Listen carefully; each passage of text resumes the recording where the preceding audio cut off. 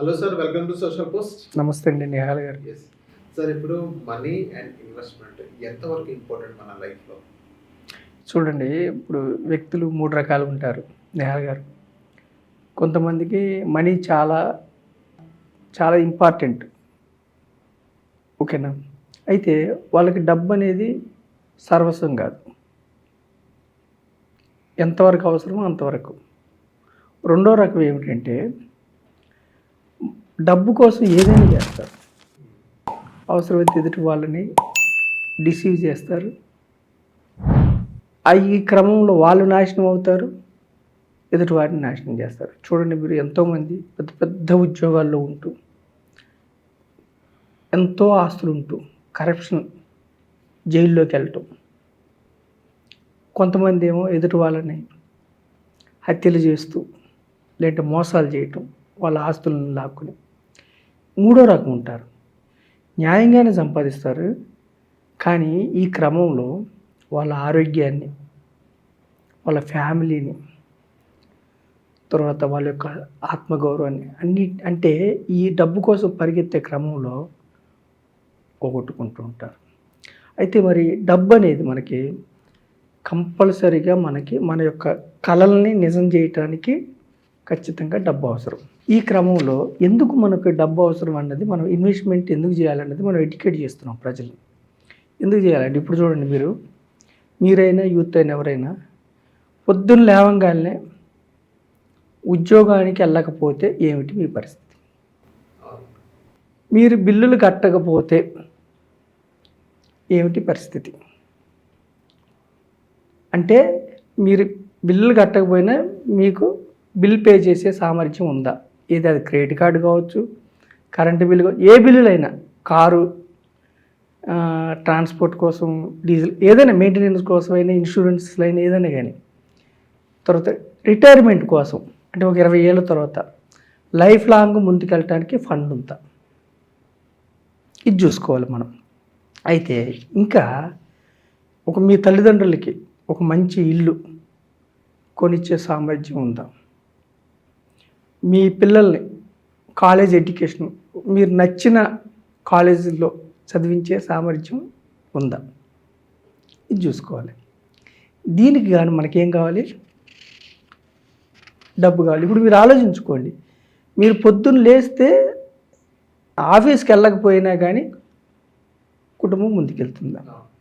దీనికి ఏం చేయాలంటే, ఫినాన్షియల్ ఫ్రీడమ్ అంటే ఏమిటంటే మీకు నచ్చిన పని మీరు చేయాలి, కానీ డబ్బు మిమ్మల్ని, మీరు ఆఫీస్కి వెళ్ళకపోయినా మీకు రెగ్యులర్ ఇన్కమ్ ఉండాలి, తల్లిదండ్రులకి నచ్చిన ఇల్లు మీరు కొనిచ్చేలా ఉండాలి, మీ కిడ్స్ ఎడ్యుకేషన్ కోసం మీరు ఇబ్బంది పడకూడదు.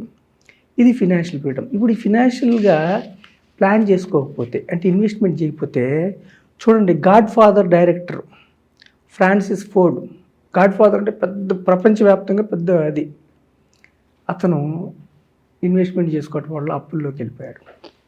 బాక్సర్ మైక్ టైసన్ విన్నారు కదా, ఎన్నో $1 బిలియన్ సంపాదించాడు, ఇన్వెస్ట్మెంట్ లేదు, అప్పులోకి వెళ్ళాడు. యాక్ట్రెస్ కిమ్ బ్యాసింజర్ అప్పులోకి వెళ్ళాడు. మన ఇండియాలో కూడా ఎంతోమంది కౌన్ బనేగా కరోడ్పతి గెలుచుకున్న తర్వాత ప్లానింగ్ లేకుండా అట్లా అప్పులోకి వెళ్తున్నారు. అయితే ఇక్కడ మనం వీళ్ళందరూ ఎందుకు అప్పులోకి వెళ్ళారంటే ఒక ఫండమెంటల్ రూల్ మర్చిపోయారు. ఏమిటి ఫండమెంటల్ రూల్ అంటే, వచ్చిన డబ్బు కుటుంబం కోసమే కాకుండా, ఎవరైనా సరే ఎంప్లాయీ కావచ్చు, వ్యాపారస్తులు కావచ్చు, వచ్చిన డబ్బు కుటుంబం కోసమే కాకుండా ఏం చేయాలంటే వచ్చిన డబ్బుని మల్టిప్లై చేయాలి. మల్టిప్లై చేయాలి ఎలా? మంచి క్వశ్చన్ అడిగారు. మల్టిప్లై ఎలా చేయాలి?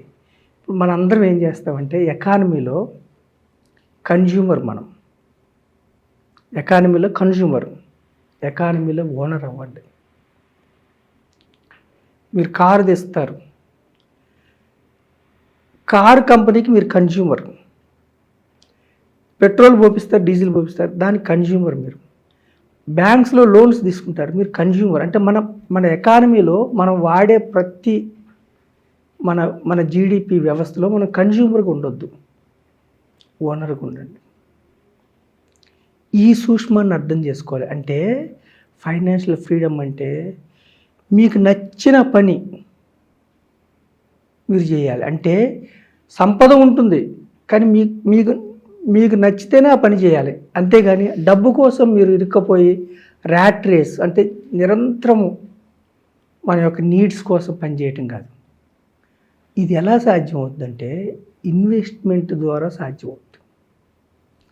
వచ్చిన డబ్బుని ఫ్యామిలీ నీడ్స్కే కాకుండా, బేసిక్ నీడ్స్కే కాకుండా మీరు ఇన్వెస్ట్మెంట్ ఎకానమీలో మీరు ఓనర్స్ అయితే ప్రపంచవ్యాప్తంగా టూర్లకు వెళ్ళాలా మీ ఇష్టం. మీరు ఉద్యోగం చేస్తారా చేయరా మీ ఇష్టం. పిల్లల ఎడ్యుకేషన్ కోసం మీరు ఏ కాలేజ్ అనుకుంటారా మీ ఇష్టం. దీనికి గాను ఒక ప్రణాళికతో నేనేమంటున్నానంటే డబ్బు లేనిది మనకి అవసరాలు తీరవు. ఇన్వెస్ట్మెంట్ అంటారు, మరి రిస్క్ కూడా అలాగే ఉంటుంది. ఉంటుంది. అయితే ప్రజలు మనం ఎడ్యుకేషన్ చేసేది ఏమిటంటే ఇన్వెస్ట్మెంట్ చెప్తున్నాం కానీ ట్రేడింగ్ చెప్పట్లేదు.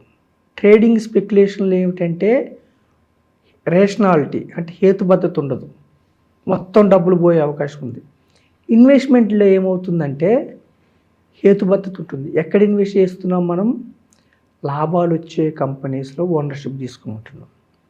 అయితే ప్రజలకు మనం ఏం చెప్తున్నామంటే ఒకే కంపెనీ మీరు చూజ్ చేసుకున్నారు, అయితే మిక్కిలి ధనవంతులు అవ్వచ్చు లేదా రిస్క్తో డబ్బులు. మనం ఎకానమీలో పార్టిసిపేట్ అవ్వమంటున్నాం.